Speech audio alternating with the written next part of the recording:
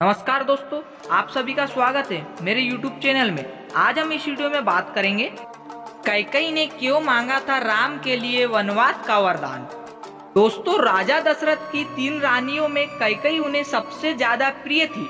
उन्होंने ही राजा दशरथ से भगवान राम के लिए 14 वर्ष का वनवास मांगा था। यही कारण है लोगों ने कैकेयी को नकारात्मक रूप में देखा है। लेकिन कैकेयी द्वारा राजा दशरथ से भगवान राम के वनवास का वरदान मांगने के पीछे कारण क्या था? क्या वह मंत्रा के बहकावे में आई थी या फिर वे अपने पुत्र भरत को राजगद्दी सौंपना चाहती थी? इस सवाल का जवाब हम आपको बताते हैं। दोस्तों, एक बार देवों और असुरों के संग्राम में देवराज इंद्र ने राजा दशरथ से मदद मांगी थी।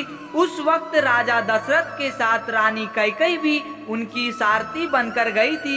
युद्ध भूमि में रानी कैकेयी ने राजा दशरथ की प्राणों की रक्षा की थी, जिससे खुश होकर राजा दशरथ ने कैकेयी से 2 वरदान मांगने को कहा था। लेकिन कैकेयी ने कहा कि वह समय आने पर वरदान मांगेगी।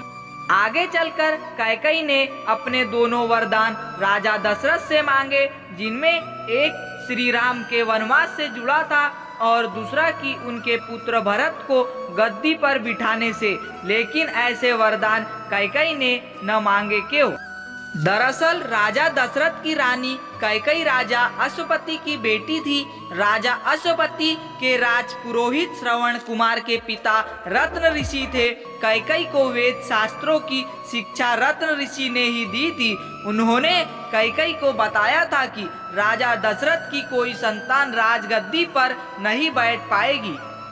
इसके साथ ही ज्योतिष गणना के आधार पर उन्होंने यह भी बताया था कि दशरथ की मृत्यु के बाद यदि 14 वर्ष के दौरान कोई संतान गद्दी पर बैठी भी तो रघुवंश का नाश हो जाएगा।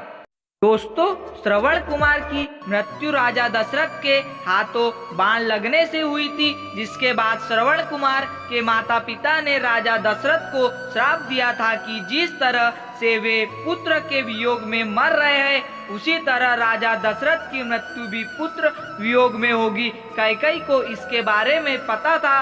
राम दशरथ के सबसे बड़े बेटे थे। राजा दशरथ की मृत्यु पुत्र वियोग में होने का मतलब था कि राम की मृत्यु। कैकेयी राम से बहुत प्रेम करती थी और उन्हें खोना नहीं चाहती थी, इसलिए उन्होंने राम के लिए 14 वर्षों का वनवास मांग लिया। कैकेयी यह भी नहीं चाहती थी कि राम रघुवंश के नाश का कारण बने और उन्होंने यह वरदान मांगा कि भरत को राज्य दिया जाए। प्रभु श्री राम ने कभी माता कैकेयी को गलत नहीं कहा। साथ ही जब भरत ने अपनी माता को कटु वचन कहे तो प्रभु श्री राम ने उन्हें रोका भी। दोस्तों, अगर आपको यह वीडियो अच्छा लगा तो वीडियो को लाइक कीजिए और कमेंट करके बताइए कि आपको यह वीडियो कैसा लगा। और मेरे चैनल पर नए हो तो चैनल को सब्सक्राइब कीजिए।